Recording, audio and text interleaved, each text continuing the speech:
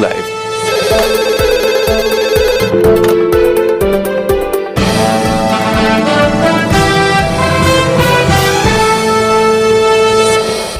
Sembilan 95.7 FM Fit Radio Semarang, Stay Fit for Life. Pendengar, Anda masih bersama kami di Fit Radio Semarang. Pendengar, sosok Kak Seto belum lama ini jadi perbincangan kembali setelah mengunggah video TikTok yang terlihat bugar dan bahkan menang push up nih melawan anaknya.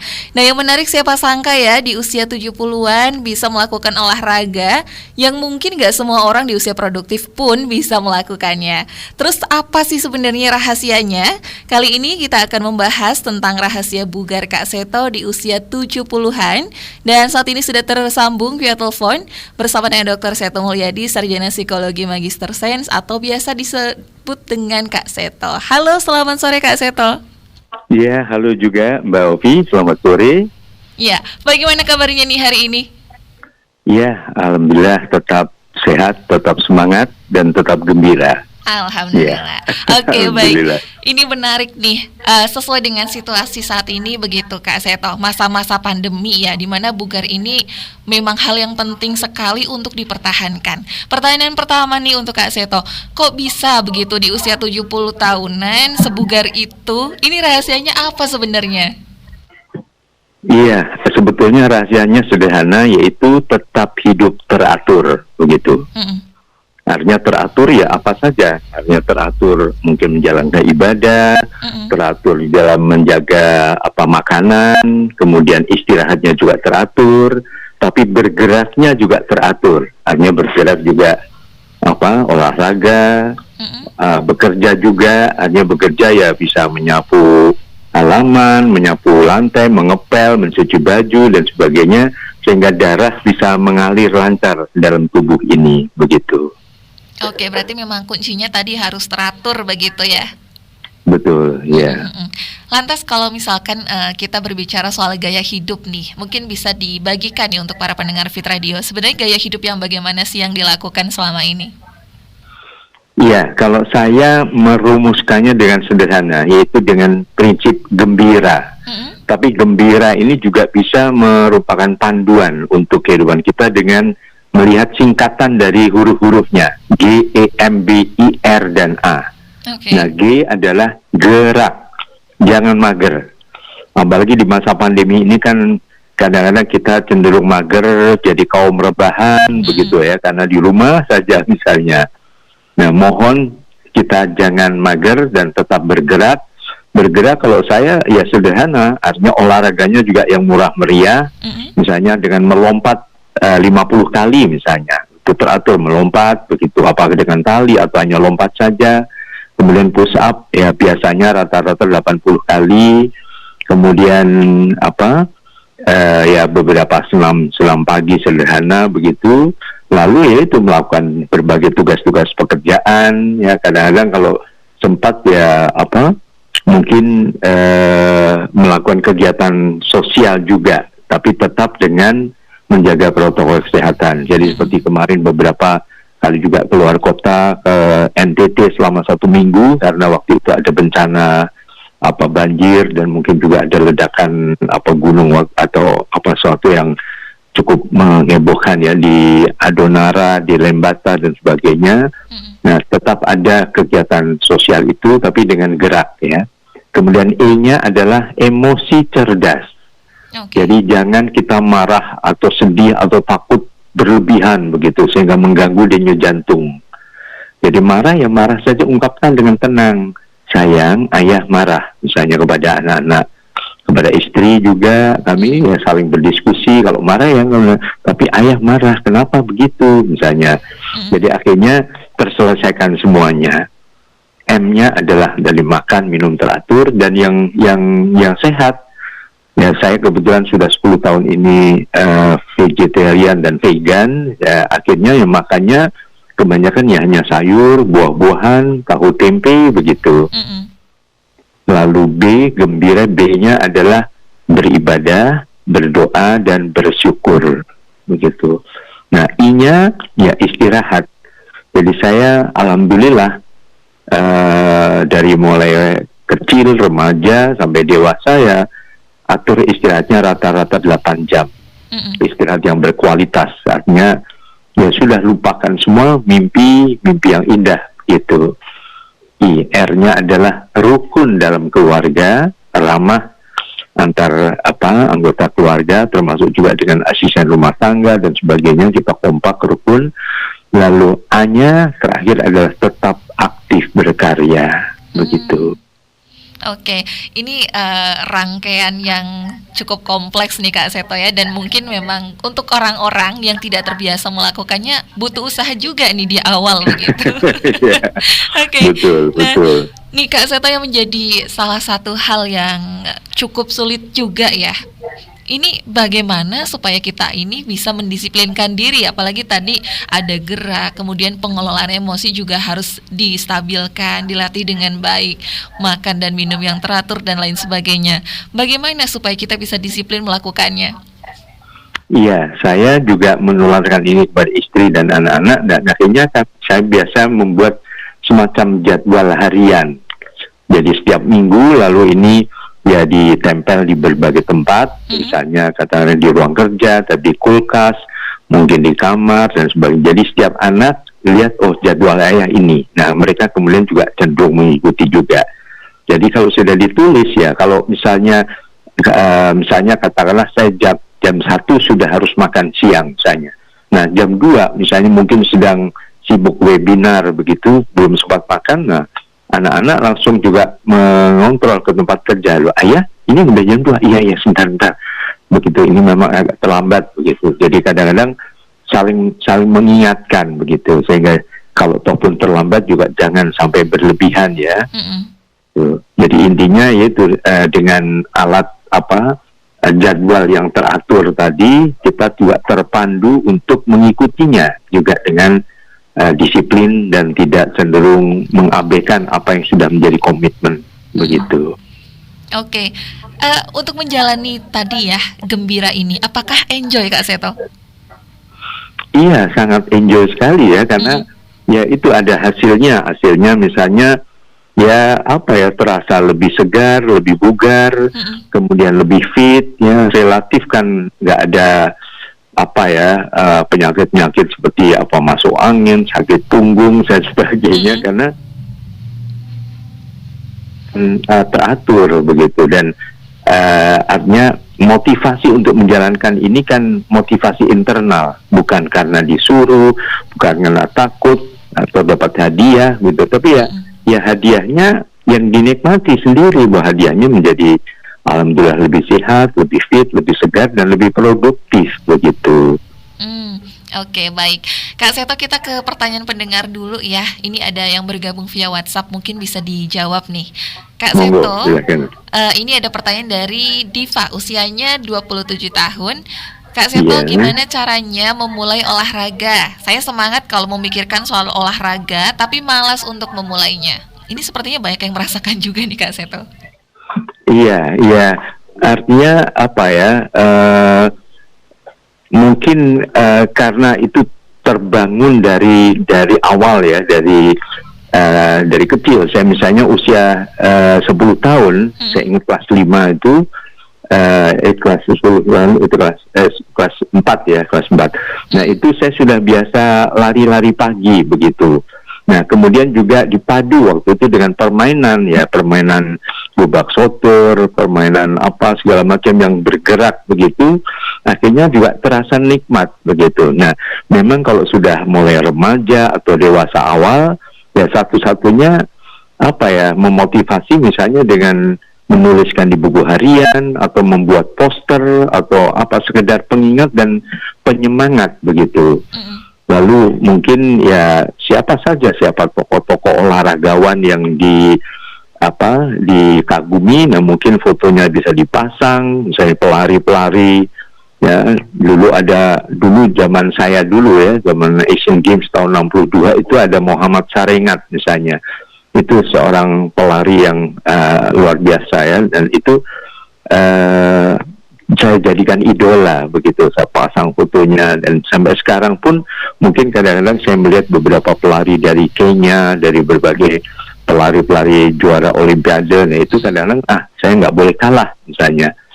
juga kalau misalnya push up ya, saya kadang-kadang melihat beberapa, saya pengagum anggota Kopassus atau marinir ya, yang fit begitu. Nah, saya kayaknya tidak mau kalah, jadi membiasakan push up, yaitu dari mulai dulu 30, lalu setiap kali naik, pelan-pelan naik 50. Nah, sekarang alhamdulillah 80 secara non-stop bisa dilakukan, tapi tanpa ada paksaan karena sudah terbiasa. Jadi ibaratnya mungkin untuk Kak Diva, mulailah bergerak apa saja yang bisa dilakukan. Mulai jalan kaki dulu lah. Setelah itu lompat-lompat sebentar begitu. Mungkin ya tidak bisa langsung sekaligus ya, tapi bertahap. Tapi lama-lama akan terasa nikmatnya berolahraga ini. Misalnya tidak mudah masuk angin, tidak mudah loyo, lebih energik, lebih semangat gitu. Saya kira itu saya bisa sarankan kepada Kak Diva. Berarti memang segala sesuatunya yang penting kita mulai dulu ya Kak Seto ya? Iya, betul. Harus mulai dulu. Gitu. Oke, jangan dibayangkan saja, tapi harus mulai dari sekarang. Iya, betul. Oke, baik. Nah, ini kalau melihat dari situasi pandemi sekarang, kemudian generasi sekarang juga jauh berbeda dengan yang sebelumnya. Usia muda saat ini rentan banget nih Kak Seto untuk melakukan gaya hidup yang sedentari, yang malas bergerak. Apalagi sekolahnya sekarang juga sebagian masih banyak yang online juga, akhirnya jarang melakukan aktivitas di luar ruangan. Bagaimana nih supaya kebiasaan-kebiasaan yang demikian tidak berlarut-larut, kemudian nanti kita juga bisa tetap semangat untuk beraktivitas, karena kan dari banyaknya pembatasan aktivitas saat ini akhirnya juga ada pengaruhnya ke kegiatan kita juga. Iya, mungkin juga artinya ibaratnya melatih suatu kebiasaan dan sebagainya juga perlu bantuan orang lain, gitu. Jadi artinya ya mohon jangan hanya sendiri, saya mau begini, tapi mungkin dibicarakan bersama keluarga. Yuk kita saling mengingatkan, saling memotivasi.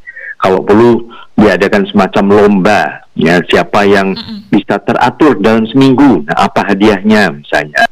Jadi apapun hadiahnya, sekedar mungkin bintang atau apapun juga ya, tidak usah soal materi, itu juga bisa memotivasi begitu.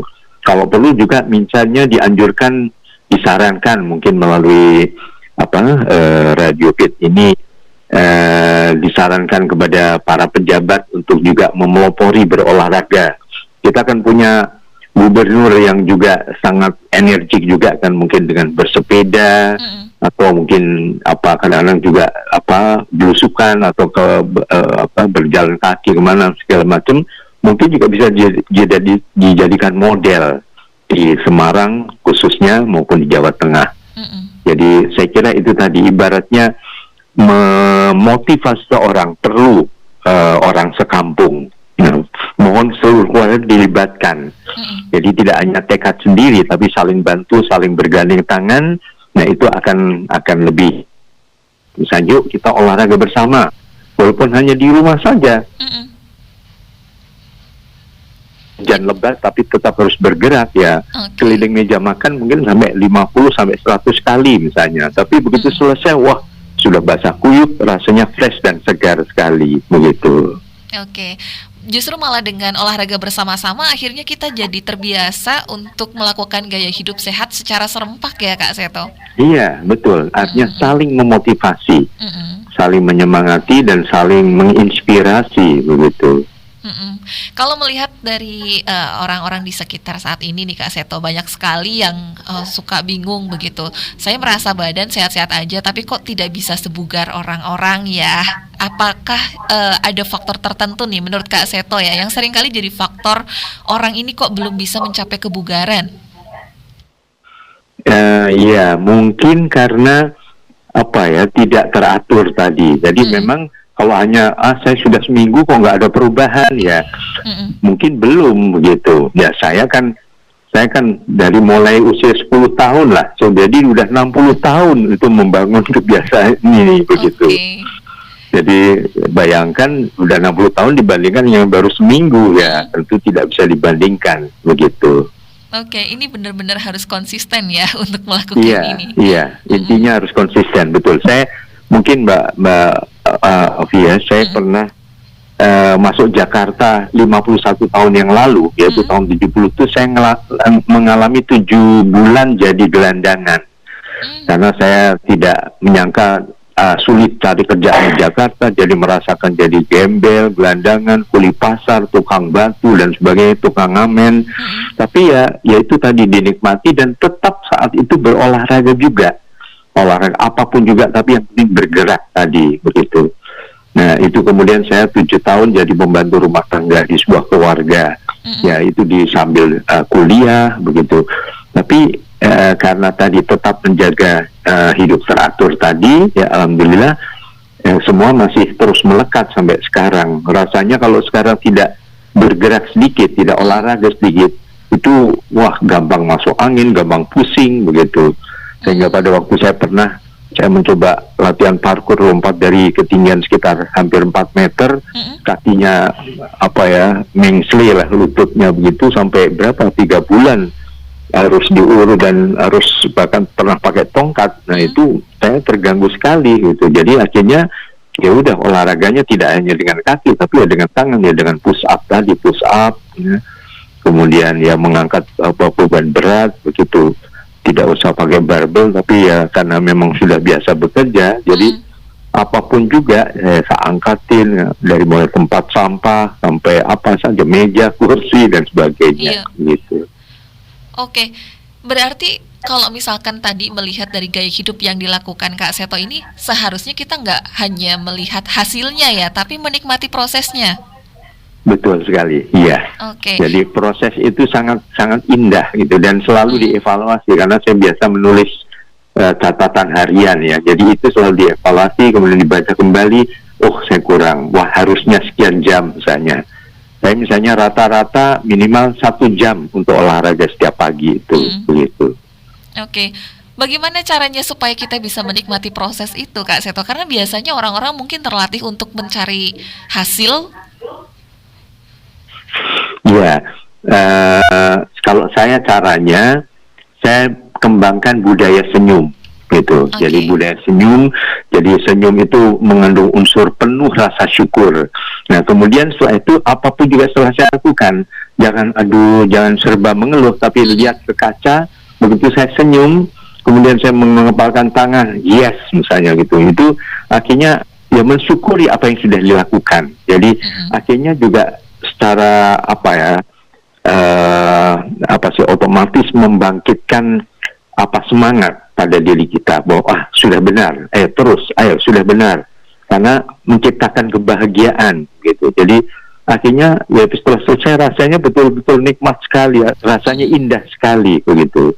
Apalagi kalau sudah sampai basah kuyup, berkeringat ya, kemudian mengaca, kemudian senyum di depan kaca, rasanya ada suatu timbal balik bahwa orang yang di balik kaca itu memberi semangat juga kepada saya, dan itu padahal adalah diri sendiri. Jadi memberikan semangat secara individual, secara pribadi lah begitu. Oke, kita ke pertanyaan pendengar lagi Kak Seto. Ada satu pendengar yang bergabung, Wardani, usianya 35 tahun ya.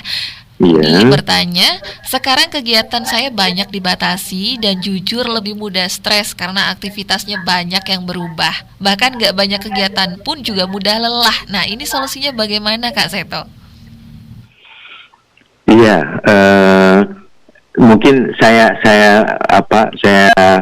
sampaikan pengalaman saya mengatasi stres itu ya. Bahwa stres itu sangat memungkinkan dalam situasi pandemi ini ya. Dan mungkin banyak sekali orang yang stres ya. Nah, kalau saya caranya tadi selalu berpikir positif. Misalnya yang paling aman buat saya di kamar mandi, karena kamar mandi tertutup begitu. Nah, pada waktu mandi begitu saya teriak yang keras, tapi teriak dalam nada-nada indah. Jadi bukan membentak, memaki begitu, tapi menyanyikan lagu.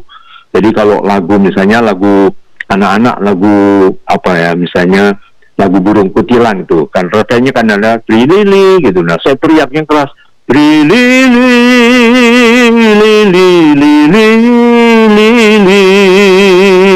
jadi lepaskan begitu. Dan itu selalu senyum, dan di depan dia ada kaca, dia rasanya puas, seolah kita bersyukur dan terima kasih kepada Yang Maha Kuasa bahwa aduh saya masih diberi semangat gitu. Jadi itu harus dibangkitkan betul-betul dari dalam gitu. Bahwa stres itu bisa dilawan dengan selalu berpikir positif. Misalnya saya walaupun kecewa ada sesuatu yang gagal, misalnya rumah kebanjiran sampai berapa meter, tapi udah teriak di situ ucapan semacam luapan terima kasih, rasa bangga, rasa bersyukur dan sebagainya, atau suatu kemenangan yang diteriakkan begitu. Nah itu dampaknya sangat positif sekali. Begitu selesai, iya saya masih tetap dalam suasana yang penuh anugerah dari Yang Maha Kuasa begitu. Dan selalu itu jangan hanya melihat ke atas, tapi melihat ke bawah bahwa di sana masih banyak yang lebih menderita di saat pandemi ini. Ya, tapi saya alhamdulillah masih begini. Dan dengan cara demikian maka kita akan menjadi lebih bahagia. Ibaratnya kata bijak, bukan karena kita bahagia kita bersyukur, tapi karena kita bersyukur maka kita menjadi bahagia begitu. Oke, baik. Sangat menarik sekali nih obrolan kali ini Kak Seto. Nah, Kak Seto, sebelum menutup perbincangan nih ya di obrolan kita kali ini, mungkin ada nih yang mau dibagikan untuk pendengar Fit Radio Semarang. Bagaimana supaya kita bisa tetap bugar, apalagi di era pandemi seperti saat ini. Silakan Kak Seto.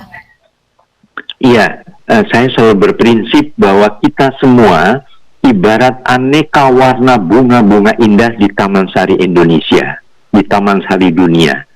Ibaratnya ada mawar, melati, anggrek, kenanga, kembang sepatu, atau apapun juga. Kalau ditanya mana yang paling indah, kan lagu anak-anak mengatakan mawar, melati, semuanya indah. Begitu.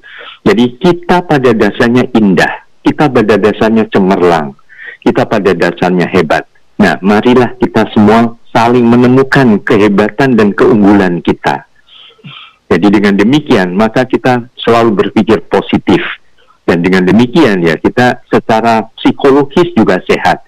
Banyak kita secara fisik sehat, tapi kalau kita tadi berpikir negatif, selalu mengeluh, mendumel, selalu kok nggak seperti ini dan sebagainya, ya lama-lama menjadi tidak bahagia, menjadi stres juga. Dengan selalu berpikir positif, maka kita juga lebih sehat secara jiwa dan stres itu juga pelan-pelan akan lenyap sendiri. Begitu. Baik, terima kasih Kak Seto sudah berbagi informasi di Fit Radio Semarang. Baik Mbak Uvi, terima kasih juga. Salam hormat untuk semua teman-teman dari Fit Radio. Dan mudah-mudahan suatu saat saya bisa sowan ke Semarang, bisa langsung datang ke Fit Radio juga. Oke, baik, ditunggu Kak Seto kedatangannya ya. Insyaallah. Selamat sore baik. Dan selamat berakhir pekan Kak Seto. Iya, terima kasih. Selamat sore juga. Baik pendengar, demikian tadi ya perbincangan kita bersama dengan Dr. Seto Mulyadi, Sarjana Psikologi Magister Sains atau biasa kita kenal dengan Kak Seto ya. Tadi kita sudah bersama-sama membahas tentang rahasia bugar Kak Seto di usia 70-an. Usia 70-an masih bisa push up dengan jumlah yang banyak, bahkan melawankan anaknya. Nah, ini untuk Anda-anda ini saat ini bagaimana? Apakah sudah seperti Kak Seto atau mungkin sudah tergerak nih untuk melakukan gaya hidup seperti Kak Seto? Tadi ada beberapa tips yang dibagikan ya. Salah satunya adalah satu paket komplit, yaitu dengan gembira, bergerak, emosi cerdas, kemudian makan dan minumnya harus teratur, beribadah, berdoa dan bersyukur, istirahat, rukun dalam keluarga, dan yang terakhir adalah dengan aktif berkarya. Semoga informasi yang dibagikan kali ini bermanfaat untuk kita semua. Jangan kemana-mana, setelah yang satu ini akan hadir informasi menarik lainnya untuk Anda. Tetap bersama kami. Fit Phone Live.